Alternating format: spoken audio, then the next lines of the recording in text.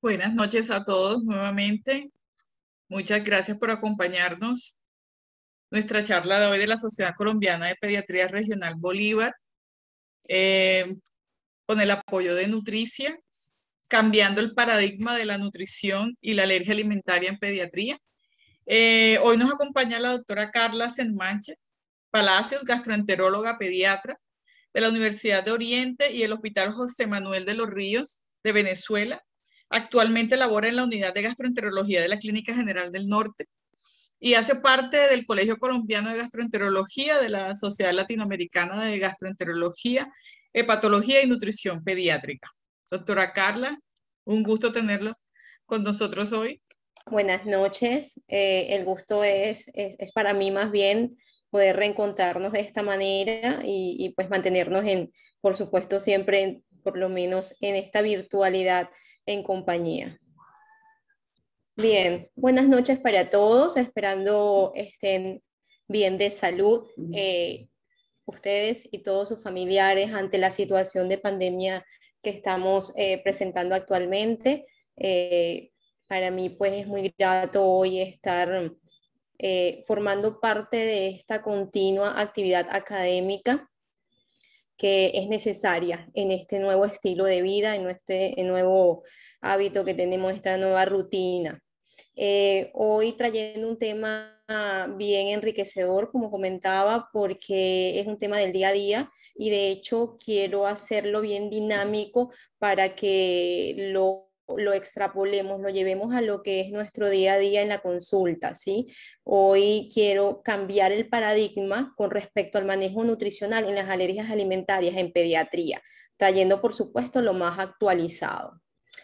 Como les comentaba, haciéndolo dinámico para llevarlo a nuestro día a día en la consulta, quiero comenzar con un caso clínico. Es de los más frecuentes, es un lactante menor masculino de 3 meses de edad que consulta por un cuadro diarreico de 30 días de evolución ya, que para su grupo etario, diarrea consiste en las deposiciones líquidas más de 15 al día, con moco, ocasionalmente presentan pintas de sangre, presenta también eritema anal y además distensión abdominal.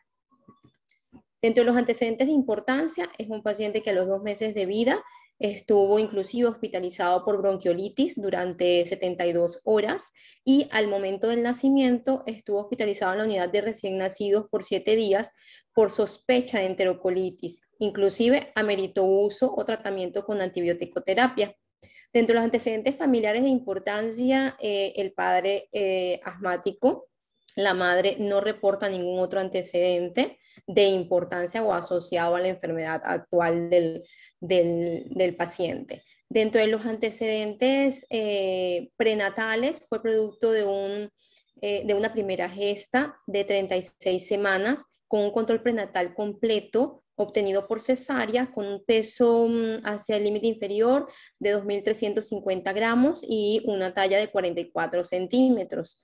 Recibió alimentación mixta desde el momento del nacimiento, lactancia materna más fórmulas lácteas. Inclusive tenía mayor predisposición a recibir fórmula láctea y consideraba a la madre como un complemento la lactancia materna.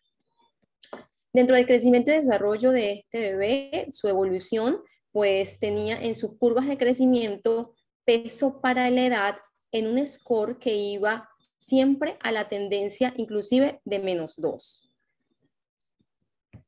En cuanto a la talla para la edad, de igual forma e inclusive fue mucho mayor o era más acentuado porque estuvo por debajo del score -2. En cuanto a peso para la talla, se mantenía en el percentil 50 y en cuanto a la circunferencia cefálica estaba en el score 0. Es un paciente que consulta al pediatra con laboratorios ya realizados donde reporta una función renal que puede considerar normal, hemoglobina en 11.5 gramos por decilitro, hace una tendencia a estar baja para su edad, con un volumen corpuscular medio de 70, ferritina en 25 miligramos por decilitro, hierro 45 miligramos por decilitro y transaminasas o función hepática dentro del rango normal. llamando la atención que presenta eosinófilos en un 4%. Estos eosinófilos realmente están dentro del rango normal, pero están haciendo tendencia a estar elevados. En el coproscópico se reporta flora bacteriana aumentada, inclusive con sangre oculta positiva, una cruz. Coprocultivo y gases venosos estaban dentro del rango normal, perfil tiroideo también, glicemia es 95 y ya se le había indicado un Sudan 3 que reportaba negativo inclusive. En este paciente que consulta al pediatra con todo este cuadro clínico y todos estos laboratorios, el pediatra puede plantearse realizar todas estas pruebas complementarias para los múltiples diagnósticos diferenciales según la historia de este paciente.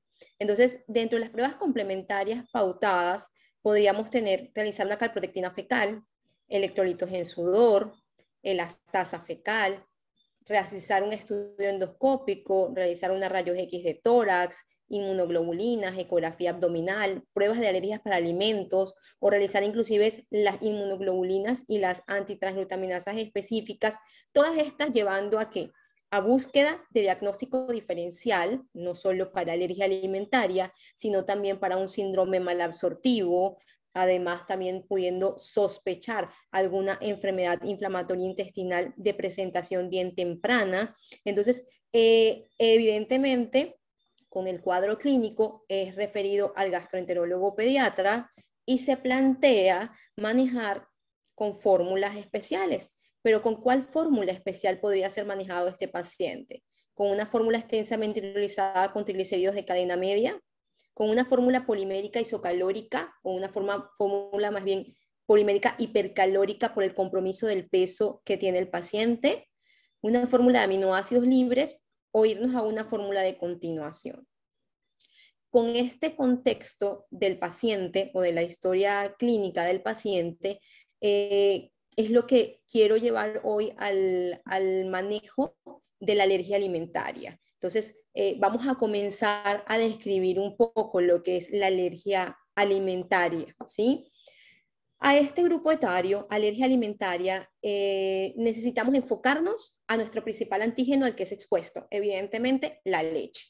Entonces tenemos dos términos que diferenciar y siempre hago hincapié en esto: alergia a la proteína de leche de vaca o intolerancia a la lactosa. Pues un ejemplo muy básico que les pongo a las mamás de mis pacientes es decirle, similar a como consumir un plato de comida donde yo tengo mis 3 macronutrientes principales, carbohidratos, proteínas y grasas. Asimismo es la presentación de la leche materna o de una fórmula láctea donde tiene que cubrir con esos 3 macronutrientes. Bueno, esos macronutrientes están representados en la leche materna por la lactosa, y la proteína de leche es totalmente diferente a la lactosa, no tiene que ver. Entonces, cuando nosotros mencionamos alergia a la proteína de leche de vaca, es diferente a intolerancia a la lactosa, ¿sí? Son dos términos completamente diferentes. La intolerancia a la lactosa es una respuesta del sistema digestivo ante el carbohidrato de esa leche. Y la alergia a la proteína de leche de vaca es una respuesta del sistema inmune ante la proteína y que debe de ser reproducible. Solo por mencionar y por darnos cuenta de que la intolerancia a la lactosa es muy poco frecuente. Existe una intolerancia a la lactosa considerada fisiológica que se puede producir o se puede presentar hasta los 3 meses de edad, y es por esa deficiencia de lactasa de forma fisiológica que se va a ir consiguiendo a través de que logramos conseguir también la madurez intestinal. No solo intestinal, nosotros tenemos una inmadurez orgánica completa que se logra ir adquiriendo con el transcurso de los meses, ¿sí? Entonces, esa intolerancia a la lactosa de forma fisiológica es bien leve, inclusive se considera que su sintomatología principal es cólico, pero la propia intolerancia a la lactosa con manifestaciones severas es considerada un tipo de intolerancia a la lactosa congénita y es muy poco frecuente, 1 en 60.000 recién nacidos, ¿sí? Entonces, realmente la intolerancia a la lactosa es muy poco frecuente como patología en sí, como inmadurez orgánica o considerada fisiológica y que va a lograr su madurez con el transcurso de los meses, es diferente, ¿ok? Existen otras que son las tardías y las secundarias, que ya son en un grupo etario mucho mayor. ¿Por qué hacer hincapié en la alergia a la proteína de leche de vaca?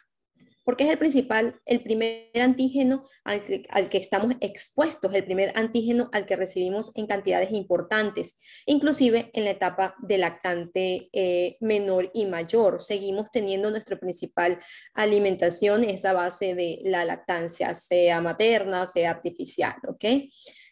Nuevamente, insistir, no existe alergia a la lactosa, sino es otro término que es la intolerancia a la lactosa, pero que la alergia se da principalmente a la proteína de la leche de la vaca.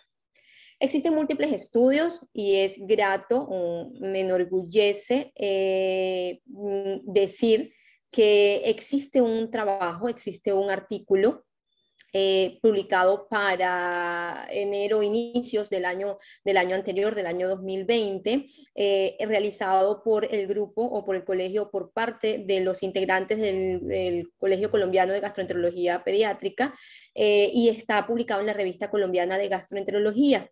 Es uno de las guías que nos permite, y es una guía nacional que nos permite entonces tener, por supuesto, nuestros pacientes, nuestra epidemiología, nuestra incidencia, ¿ok? Sin embargo, existen muchas otras guías actuales, ¿ok?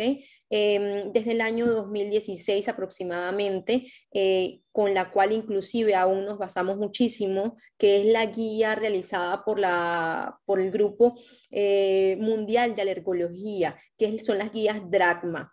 Además de eso, existen algunas otras guías publicadas en el año 2019, en el año 2014, ¿okay? De la Sociedad Europea, de la Sociedad Latinoamericana, por las cuales nos podemos también regir.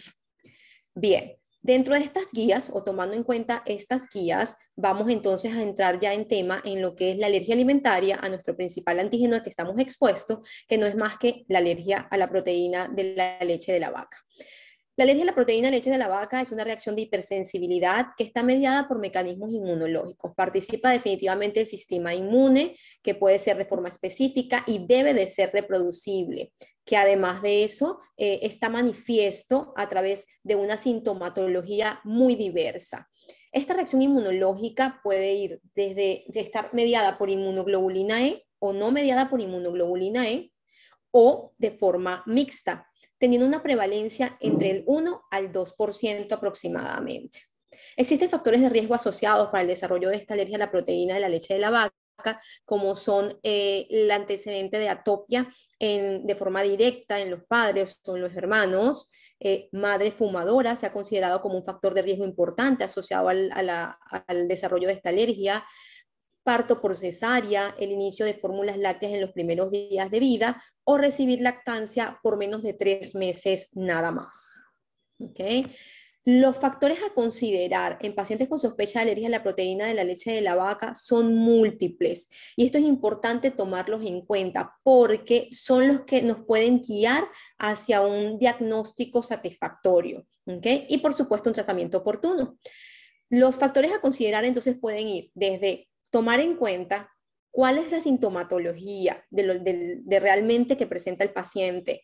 La sintomatología es leve, es frecuente, es severa, ¿ok? Está asociada de forma directa con la ingesta de la alimentación. Definitivamente el paciente presenta cólico, distensión abdominal, cuadro diarreico inmediato posterior a la ingesta de la alimentación. ¿Qué cantidad de leche es necesaria para comenzar a provocarse los síntomas?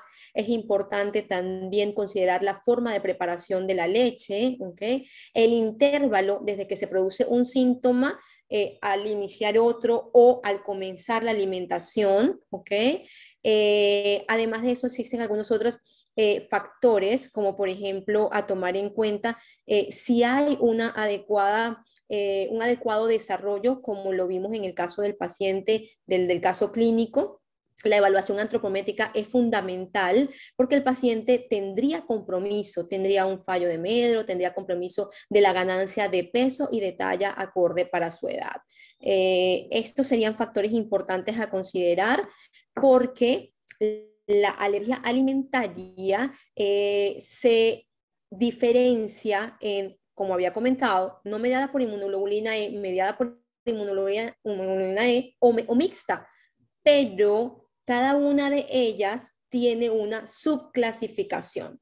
Por ejemplo, las no mediadas por inmunoglobulina E tienen formas de presentación como proctocolitis, enteropatías, síndrome de enterocolitis inducido por la proteína del alimento, reflujo gastroesofágico, trastornos digestivos que no son trastornos gastrointestinales funcionales. Los diferenciamos por completo. Una forma de presentación también en esta no mediada por inmunoglobulina E es eczema o el síndrome de Heiner, que es mucho menos frecuente. Dentro de estas, y las menciono y hago hincapié, porque está asociado primero con nuestro paciente, con el caso clínico, y segundo, porque son las más frecuentes. Las mediadas por inmunoglobulina E son mucho menos frecuentes, gracias a Dios, porque son mucho más severas. Se manifiestan como urticaria, angioedema, anafilaxia, el síndrome de alergia, el síndrome de hiperalergia gastrointestinal, rinitis, broncoespasmo, y las mixtas, donde son mediadas o no mediadas por inmunoglobulina E, también menos frecuentes y se manifiestan a través de dermatitis o tienen su clasificación en dermatitis atópica o trastornos eosinofílicos primarios. Pues son menos frecuentes, pero los trastornos eosinofílicos hay que sospecharlos. Tenemos más de los que considerábamos anteriormente. Las manifestaciones clínicas no solo son gastrointestinales. Es importante tomar en cuenta que el paciente puede tener manifestaciones o presentaciones dermatológicas en un 60%, en la misma frecuencia en que se presenta en la forma gastrointestinal, manifestaciones respiratorias en un 30% e inclusive otras manifestaciones diversas o consideradas generalizadas, no solo gastrointestinales, dermatológicas o respiratorias. El diagnóstico de la alergia a la proteína de la leche de la vaca definitivamente es clínico. Hago hincapié, insisto en esto, porque el interrogatorio, una profundidad en la anamnesis y un buen examen físico nos puede llevar a un diagnóstico clínico.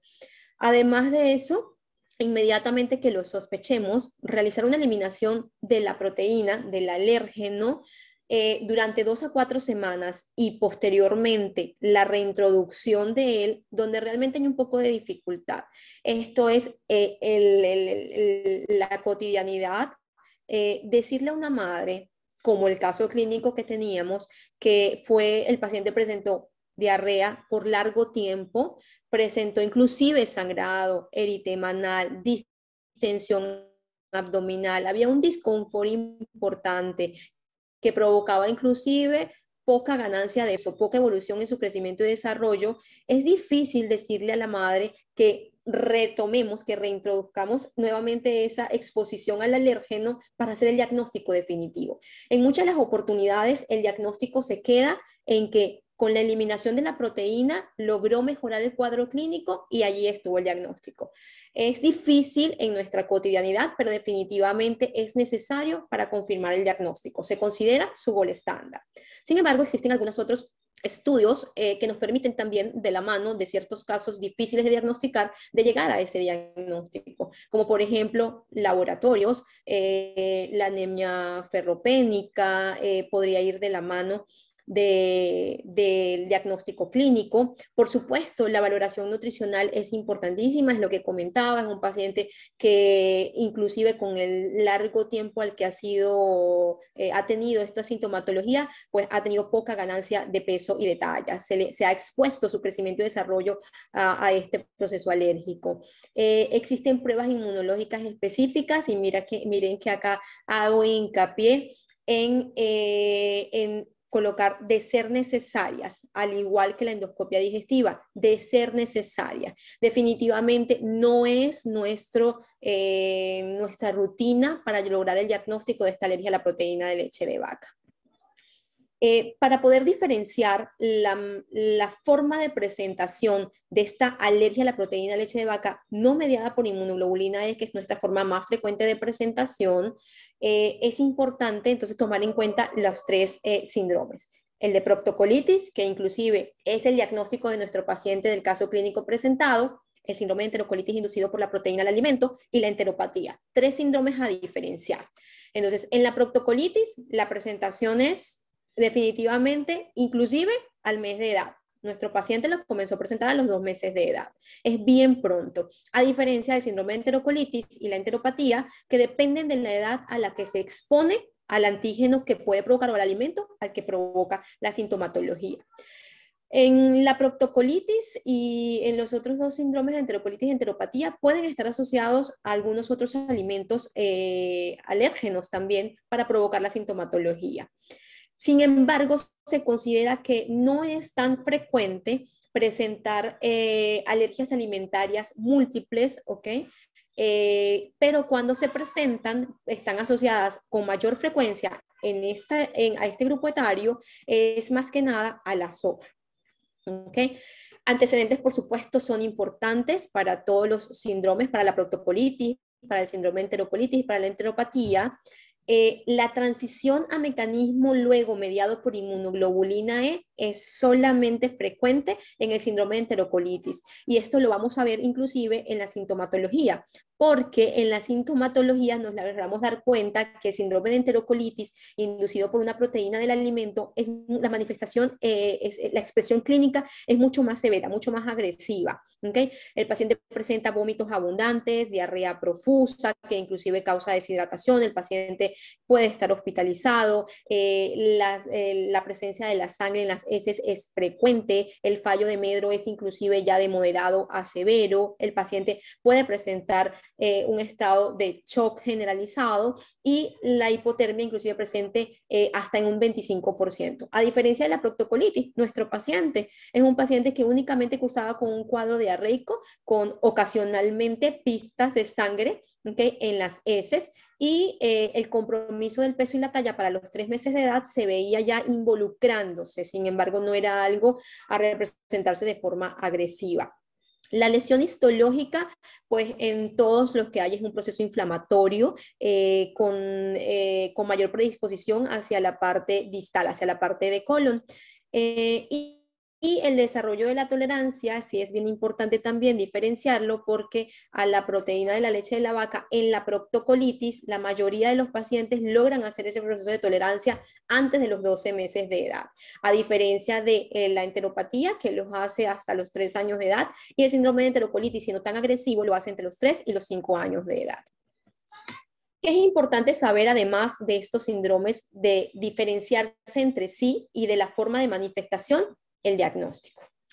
El diagnóstico es imprescindible realizarlo habiendo tenido una eliminación mínima para el síndrome de proctocolitis inducido por la proteína leche de vaca de 4 semanas. ¿Okay? Se considera entre 2 y 4 semanas. Para mi experiencia, definitivamente tiene que ser mínimo 4 semanas. ¿Okay?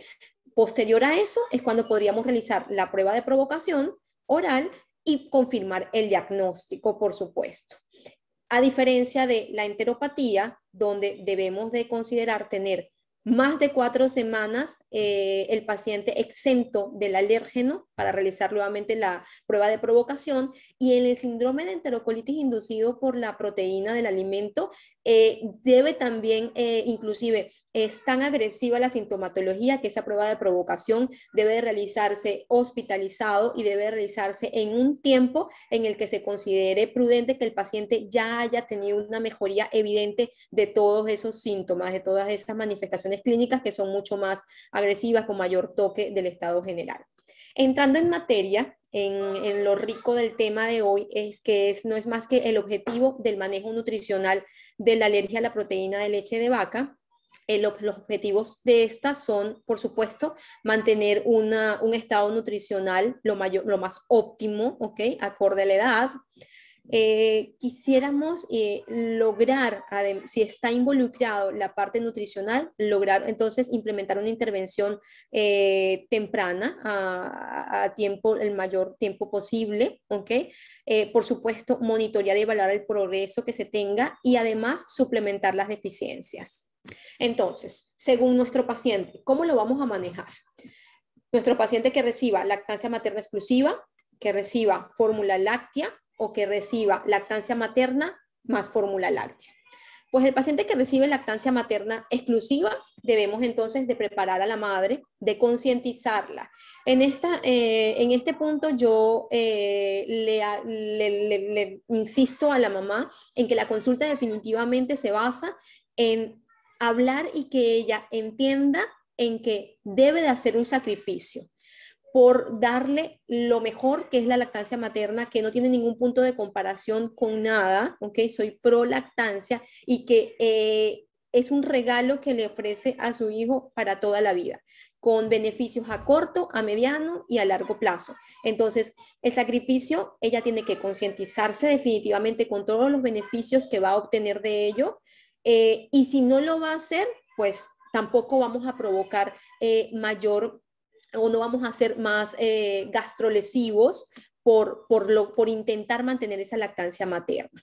Entonces, en el pro de concientizar a la madre, se inicia, es un trabajo de la mano, de que ella salga de la consulta conociendo cuáles son los alimentos que puede consumir y los que no debe de consumir, y en los que debe de estar también muy pendiente que podría inclusive haber algún tipo de contaminación.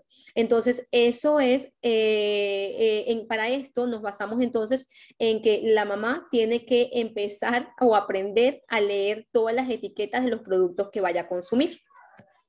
¿Sí? Porque tiene que tener restricción de todas las proteínas, por supuesto, de leche, caseína, caseinato, caseína del cuajo de la leche, tiene que tener omisión de todos los lácteos, crema agria, crema de leche, cuajada, la mantequilla que está muy de moda, la mantequilla ghee, todos los helados, todos los productos preparados, por supuesto, con lácteos y con sus derivados, mantequilla, queso, yogur, suero, ¿ok? Y por supuesto, donde estén todas presentes todas las proteínas, caseína, lactoalbúmina, beta-lactoglobulina, todos estos, inclusive este formato aparece en la publicación de la revista colombiana, en nuestro último consenso de alergia alimentaria, en donde podemos entonces guiar a la madre cuáles son los alimentos que están totalmente prohibidos, ¿ok? Existen algunos otros que pueden contener proteína láctea, como por ejemplo las albóndigas preparadas, el café, los confites o caramelos, los cultivos de ácido láctico, el chocolate, las tajadas de jamón, pollo, carne, todos estos hot dogs o perro calientes, ¿ok? Ellos pueden, inclusive en algunas oportunidades, pueden estar contaminados. Y si la alergia alimentaria a la proteína de la leche es tan severa, esa mínima cantidad a la que esté expuesta la madre puede provocar sintomatología. Entonces es importante que la madre salga con una preparación de la consulta de cuáles son los alimentos que están prohibidos totalmente, ¿ok?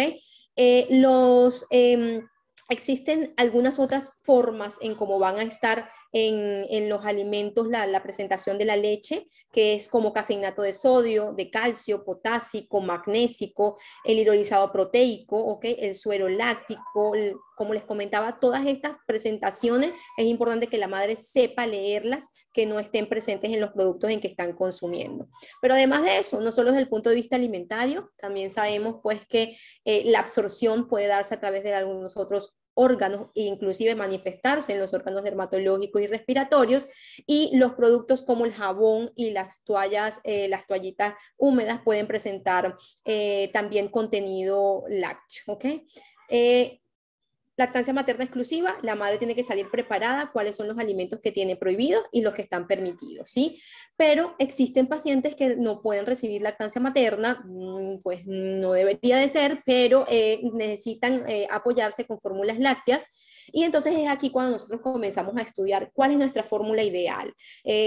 Brincamos entre múltiples fórmulas, y lo que necesitamos aprender es que si yo tengo en la fórmula láctea alergia a la proteína, yo necesito modificar esa proteína. Esa proteína se modifica o se hace una modificación para ser percibida en una menor proporción y no hacerse o no considerarse como alérgeno en el organismo y no provocar la sintomatología a través de un proceso de hidrólisis. Entonces la proteína tiene que hidrolizarse, ¿ok?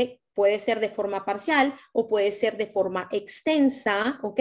O puede llegar a presentarse en una fórmula láctea en forma de aminoácidos libres.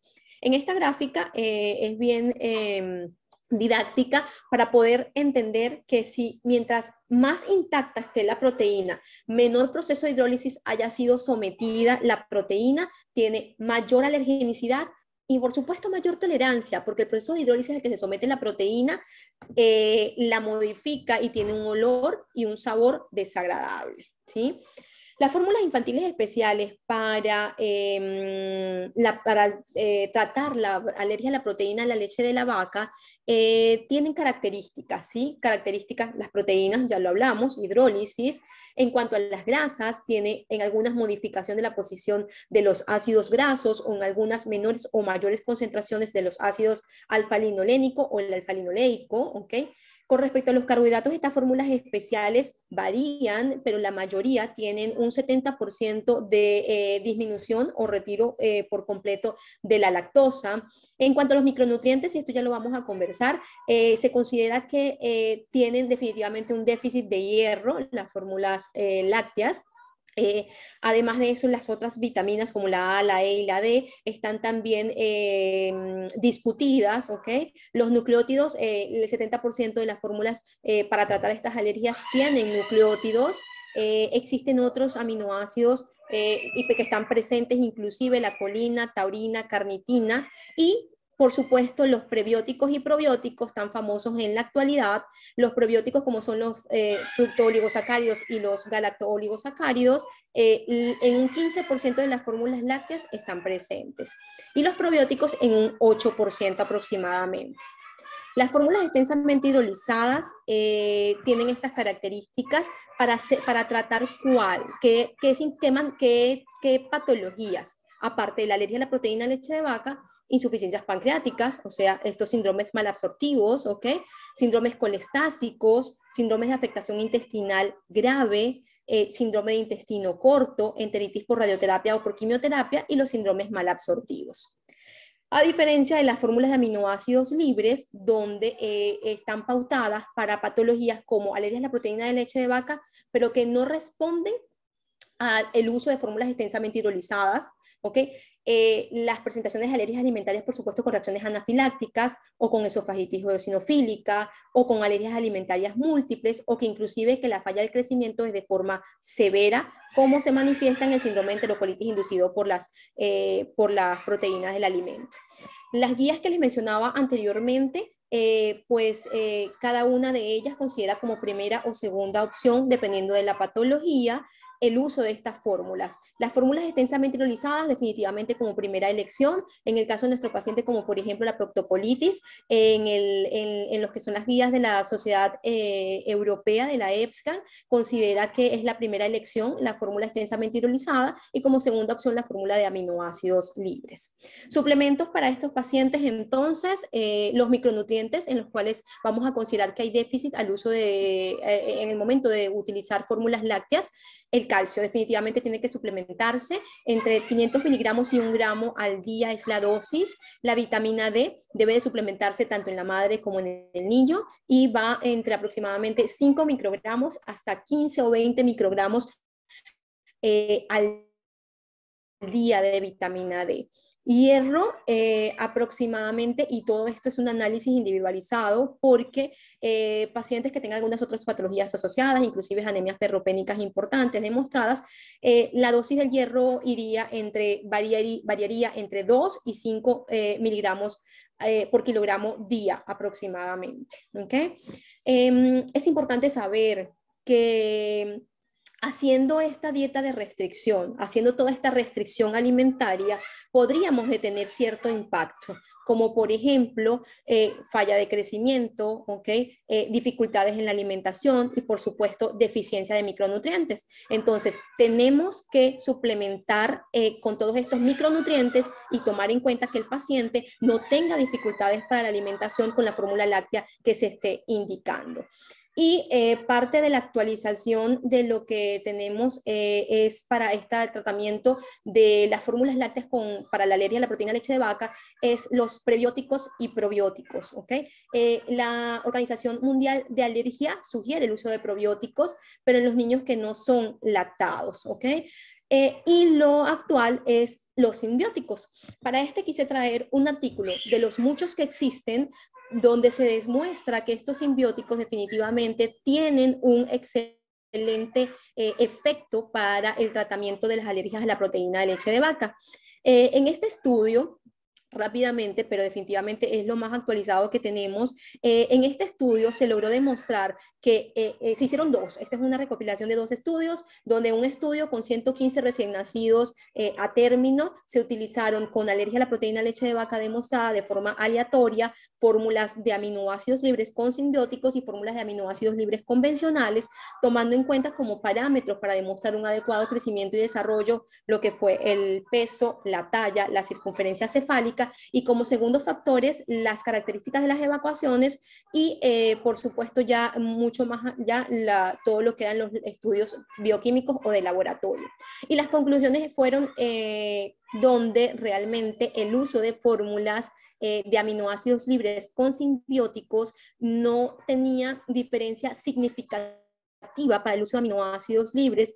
Con mayor razón se consideraba que podrían traer beneficios. Y para esto existen algunos otros estudios que ya están instalados, más no tenemos todavía resultados, pero que ya están instalados para demostrar mejores resultados con respecto al uso de estos simbióticos. O sea que, y además de que este es un estudio bastante de años atrás, es decir, los simbióticos ya venimos utilizándolos desde hace ratito.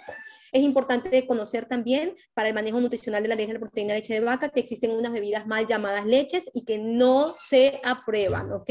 Las bebidas a base de planta no deben utilizarse en niños menores de 2 años de edad. Todas ellas tienen diferencias a lo que es el aporte adecuado suministrado por la alergia por la leche normal o la leche materna o una leche especial acorde para esta edad, ¿sí? Por último, dentro del tratamiento o el manejo de este paciente con diagnóstico de alergia a la proteína de leche de vaca está el reto o la prueba de provocación oral. En estas, la guía que más se ha utilizado es las guías publicadas en el 2019 en la revista de pediatría, en donde se considera que la introducción o la provocación debe hacerse, y por supuesto sabemos que, por ejemplo, un paciente con una alergia a la proteína de leche de vaca manifiesto por una proctocolitis, lo mantenemos mínimo 6 meses con el tratamiento sin exposición al alérgeno con estas fórmulas especiales, y esto ya nos haría considerar que el paciente aproximadamente llegue al año de edad, cuando ya se ha iniciado una alimentación complementaria, y entonces el paciente le hacemos una prueba de provocación oral semanal con algún producto. En la primera semana probaríamos productos horneados, por ejemplo, con trazas o pequeñas porciones de leche de vaca. Si el paciente tolera, el paciente pasa la segunda semana con otro producto, como por ejemplo yogur natural, pero que además mantiene ese producto horneado. Debe de mantener los dos alimentos.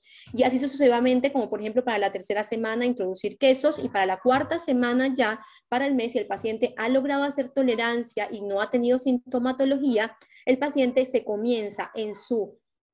existen varias formas en cómo se logra hacer esta prueba de provocación oral, pero a la experiencia personal, la prueba de provocación oral me funciona muy bien con el teterito. Recibe para esa edad 6, 8 onzas, bien. Entonces aproximadamente el 10% de ese tetero total comenzará a introducir, entonces, si estamos en una fórmula de aminoácidos libres, combinarla entonces con una fórmula extensamente hidrolizada. El 10% de ese tetero debe de irse mezclando con una fórmula, por ejemplo, para ir diluyendo extensamente hidrolizada. Si el paciente logró mantenerse con una fórmula extensamente hidrolizada como parte del tratamiento, entonces el 10% de su tetero debe de incorporarse una fórmula entonces parcialmente hidrolizada para lograr ir haciendo una tolerancia y el paciente se va a ir haciendo un progreso cada 3 a 5 días aproximadamente hasta lograr ya, por supuesto, su tolerancia total. ¿Y cuándo se considera que se puede lograr la tolerancia inmunológica a la alergia a la proteína de leche de vaca? Pues varía, es bastante variable. Sin embargo, se considera que el 56% puede lograrlo al año de vida, el 77% a los 2 años, el 87% a los 3 años y ya una tolerancia mucho más, cuando hay reacciones más tardías, la tolerancia se puede considerar que es mucho más rápida. Entonces, la tolerancia a la alergia alimentaria, a la alergia a la proteína de la leche de la vaca, se logra en un gran porcentaje a los 3 años de edad. Es por eso que no debemos de hacer cambios de fórmulas lácteas de forma reiterativa, de forma tan pronta, tan cercana. Es un paciente que si definitivamente el diagnóstico se logró hacer de forma certera, el paciente debe de mantenerse con un juicio, con una progresión lenta para lograr la tolerancia, porque el mayor porcentaje de los niños logran esa tolerancia hasta los 3 años de edad. Entonces, no hay apuro para que el paciente logre definir y terminar y no presentar esta sintomatología con la cual se alertan los padres por la alergia a la proteína de la leche de la vaca o por la alergia alimentaria. Esperando que los haya nutrido hoy de este manejo nutricional para la alergia alimentaria, y en este caso la proteína de la leche de la vaca, actualizándonos, y por supuesto cualquier otra sugerencia, inclusive comentario, anécdota o duda que tengan, pues entonces estamos abiertos a comenzar la sesión de preguntas.